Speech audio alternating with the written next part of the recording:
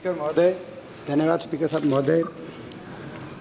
सबसे पहले तो जो ये चर्चा का विषय है, अति महत्वपूर्ण विषय है कि ओलंपिक की तैयारी पे चर्चा, मगर ये विषय तो महत्वपूर्ण है, मगर मैं समझता हूँ ये समय तो अब हम 4 दिन के बाद 26 तारीख को ओलंपिक शुरू होने जा रहे हैं।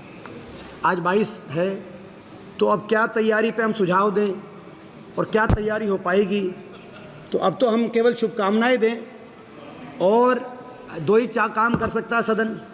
हमारे जो कंटिंजेंट है उनको हम शुभकामनाएं दे सकते हैं और ईश्वर से प्रार्थना कर सकते हैं कि ज़्यादा से ज़्यादा मेडल आए, क्योंकि अब सुझाव या ये 2028 के ओलंपिक के लिए सुझाव ये ले रहे हैं, तो तब तक तो पता नहीं कि इनकी सरकार रहेगी या नहीं रहेगी, तो किसकी रहेगी। लेकिन ये आज महत्वपूर्ण विषय है सर, महत्वपूर्ण विषय है। और अभी जैसे हमारे अच्छे मित्र जायसवाल साहब ने कहा, संजय जी ने, कि 470 करोड़ रुपए अलग अलग जो ओलंपिक सेल साई में क्रिएट हुआ उसके माध्यम से आवंटित किया गया है। इस माइक को ठीक क्यों कर लें, इस माइक को 470 करोड़ रुपए आवंटित किया गया है, उस पर अच्छी बात है, और भी ज़्यादा आवंटित होना चाहिए। और विदेशों में ट्रेनिंग्स जो कराई जा रही हैं उसके लिए जिस तरीके से अलग अलग ब्यौरा दिया गया खेल वर्ग, उस पर मुझे हमें इतना ही कहना है सर कि इसमें जो आवंटित किया गया है उसमें हॉकी और रेसलिंग का नंबर काफ़ी पीछे है इन 470 करोड़ में, जबकि ये 2 ऐसे खेल हैं जो सबसे ज़्यादा मेडल, ये हमारी ना सिर्फ हमारी देश की धरती से जुड़े हुए खेल हैं, कुश्ती और हॉकी, मगर देश के सबसे ज़्यादा मेडल इन 2 ओलंपिक के मेडल इन 2 खेलों से आए हैं। उनका आवंटन ज़्यादा किया जाना चाहिए था, उनका आवंटन का नंबर 9वें और 10वें स्थान पे है। ये मैं इस बारे में कहना चाहता हूँ।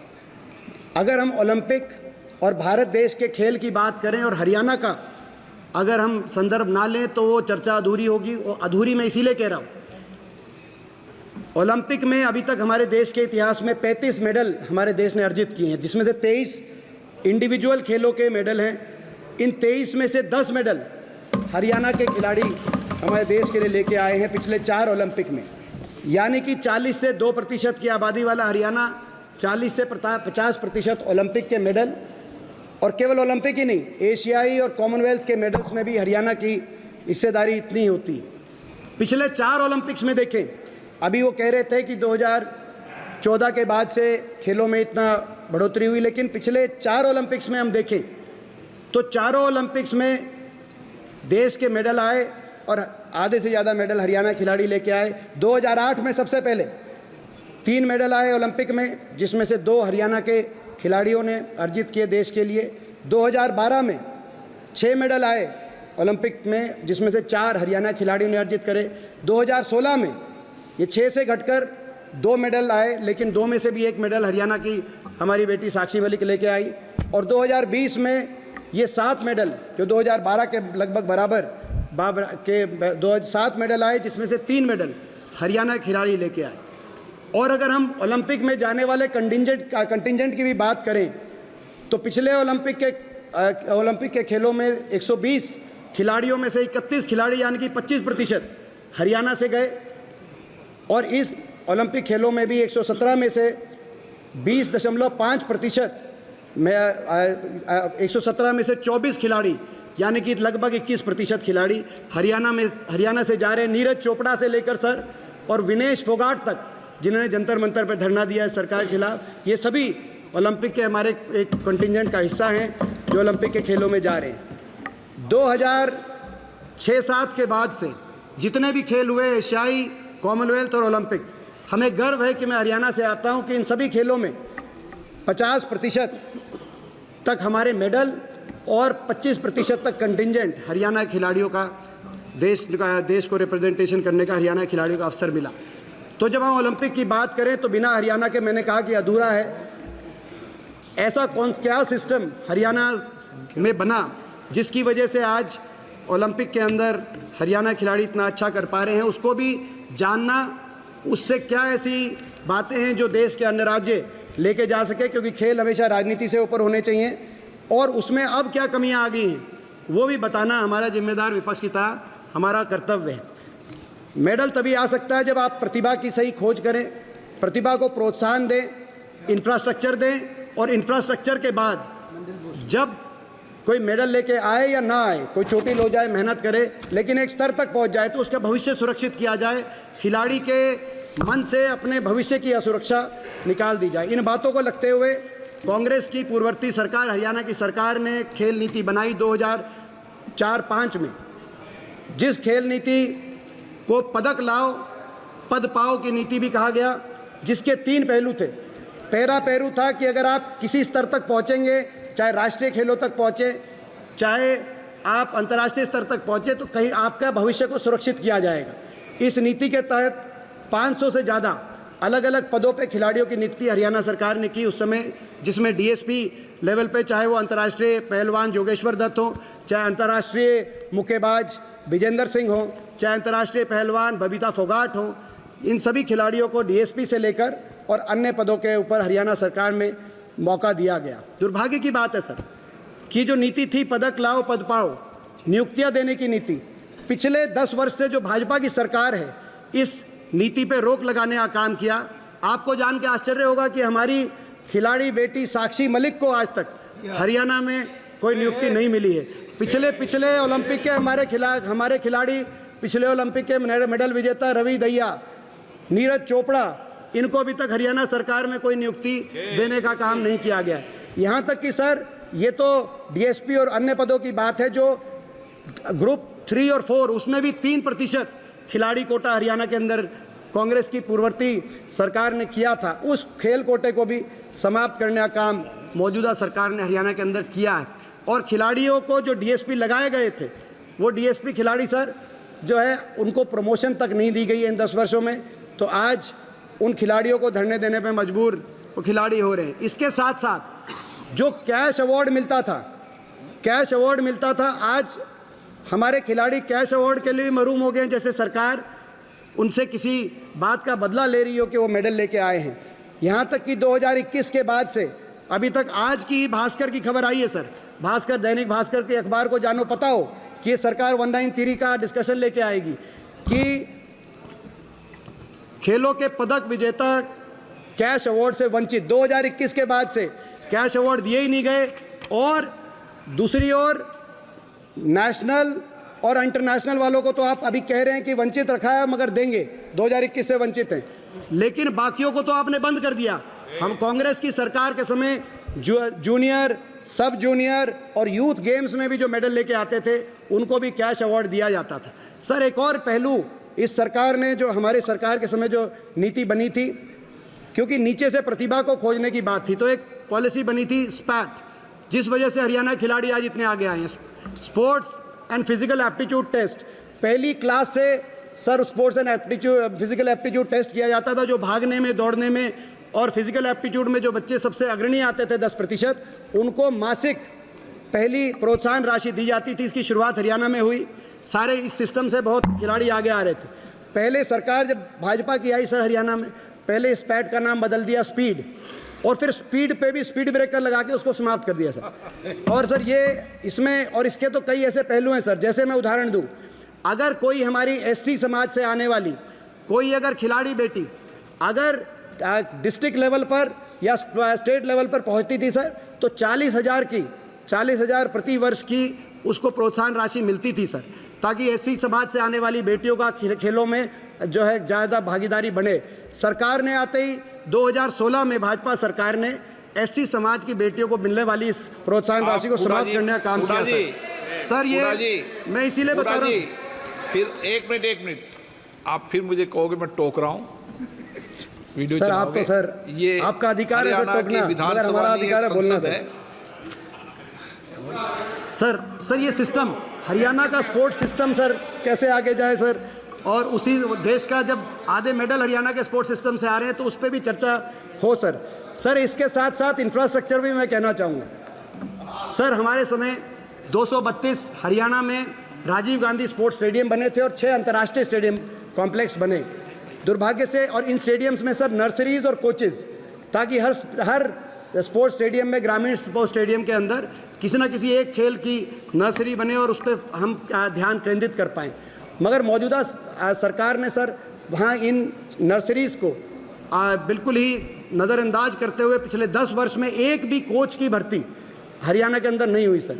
और जो स्टेडियम्स हैं उनकी दुर्दशा, रोहतक के स्टेडियम की, अम्बाला के स्टेडियम की सर दुर्दशा। और अम्बाला कैंट में तो सर एक ऐसा स्टेडियम है जो पिछले 7 वर्ष से कंस्ट्रक्शन जिसमें चल रही है, आज तक उसमें कंस्ट्रक्शन ही पूरी नहीं हुई। ऐसा सर व्यवस्था आप हरियाणा के अंदर देख पा रहे हैं सर। सर मैं ये भी इसमें कहना चाहूँगा कि जो खिलाड़ी है, खिलाड़ी का भविष्य सुरक्षित किया जाए, इंफ्रास्ट्रक्चर क्रिएट किया जाए, प्रतिभाओं को आगे निकाला जाए। इसके साथ साथ एक बहुत बड़ी बात होती है सम्मान, खिलाड़ी को सम्मान मिले। सर आज अगर हमारे खिलाड़ी दुनिया में जाकर दूसरे देशों के खिलाड़ियों से लड़ेंगे अपने देश का झंडा उठाने के लिए, तो उनको सिस्टम से लड़ना ना पड़े, उनको अपनी सरकार से लड़ना ना पड़े। आप विनेश फोगाट को क्या कहेंगे सर जब वो ओलंपिक में जाएगी हमारी बहन? सर कितने महीनों तक इन बेटियों को अपनी सरकार और सिस्टम से लड़ना पड़ा सर। सुप्रीम कोर्ट ने कहा, उसके बाद एफआईआर हुई नहीं, सरकार ने एफआईआर भी नहीं करी। जो बेटियों से छेड़छाड़ के मामले में क्या कारण था सर, हमें नहीं पता क्यों एफआईआर नहीं की गई। क्या वो स्पोर्ट्स फेडरेशन के अध्यक्ष थे या वो भाजपा के सांसद थे, सत्तारूढ़ दल के, जो भी कारण रहा सर, इस तरह की बात होनी नहीं चाहिए सर। खिलाड़ियों को तो सम्मान, जिन खिलाड़ियों जब वो मेडल लेके आते हैं सर, उन खिलाड़ियों के साथ फ़ोटो खिंचवाने के लिए सर सरकार के मंत्री एयरपोर्ट पे पहुंच जाते हैं सर। लेकिन उन बेटियों के साथ अगर कुछ गलत हो गया सर, और एक नहीं सर 6 ओलंपिक विजेता बेटियां, और वो धरने में बैठी हैं सर, उन धरने के वो मेडल के जब जीत के आई थी, जो उनके साथ फ़ोटो खिंचवा रहे थे सर, वहाँ पर जाकर सर किसी ने उनकी बात तक नहीं सुनी। और यहाँ तक सर यहाँ तक सर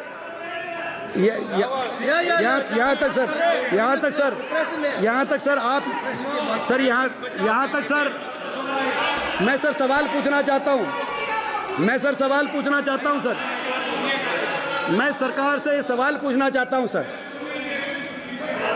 गंगा में मेडल बहाने की बात कही, आप ओलंपिक मेडल्स की बात कर रहे हैं, आप ओलंपिक मेडल्स में अपनी तैयारी की बात कर रहे हैं, मगर जब ये खिलाड़ियों ने कहा कि हमारे साथ इस देश में अन्याय हो रहा है सर, जब खिलाड़ियों ने कहा, बेटियों ने, कि हमारे साथ इस देश में अन्याय हो रहा है और हम इन मेडल्स को गंगा में बहा देंगे सर, कम से कम खेल मंत्री का बयान आना चाहिए था कि नहीं, ये देश के लिए मेडल आए हैं, ये देश के लिए मेडल आए हैं, इनको गंगा में नहीं बहा, आपको न्याय मिलेगा सर। न्याय मिलेगा का बयान भी नहीं आया सर।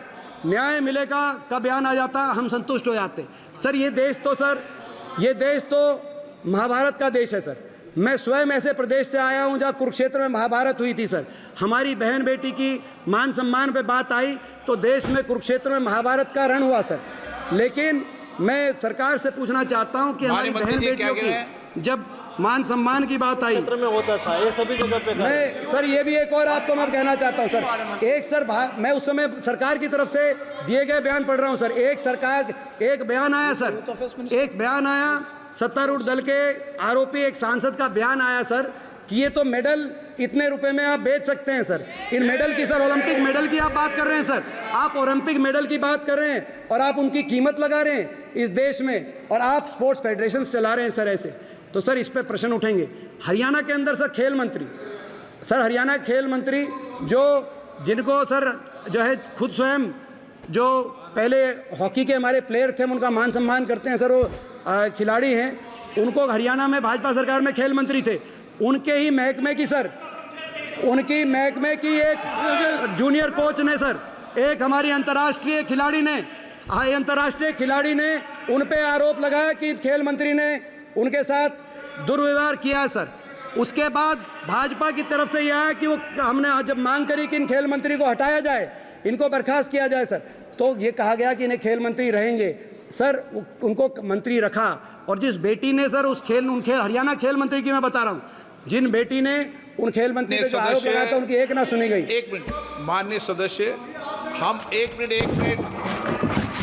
इस सदन के अंदर ये परंपरा रही है, हम किसी राज्य की विधानसभाओं की चर्चा न करें और अन्य सदन की चर्चा नहीं करें। आप वरिष्ठ सदस्य सर, ये जो सारे जो मैं खेल मंत्रालय से, भारत सरकार से और ओलंपिक के मेडलिस्ट की बात कर रहा हूँ।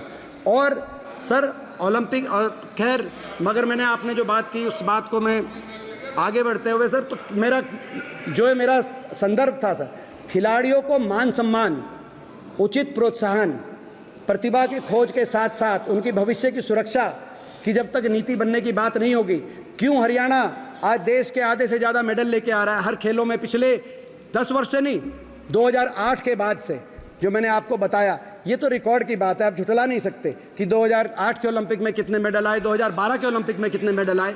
तो क्यों हरियाणा के खिलाड़ी ला रहे हैं, तो कुछ ना कुछ उस नीति में अच्छी बात होगी जिसको आप समझें, अपनाएं, हमें खुशी होगी। आपने कुछ अच्छा कार्य किया, हम भी उसकी सराहना करेंगे, क्योंकि खेल और खिलाड़ी ये हर बात की राजनीति से ऊपर होने चाहिए।